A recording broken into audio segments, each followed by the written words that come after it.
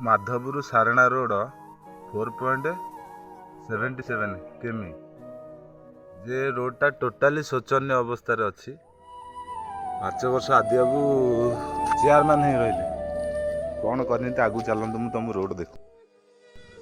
Chairman रही 5 वर्ष राजनीति क्यारियर बोधे 25 वर्षर कितु कौन कले माधव माटी कौन कर रोडटा आम देखुचु आज 20 वर्ष पर है रोड्र अवस्था है केबे हम कम।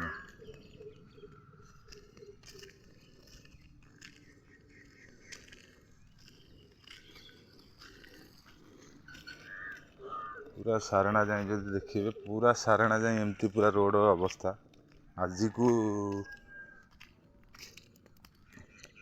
20 वर्ष पर है जे रोड अवस्था एमती।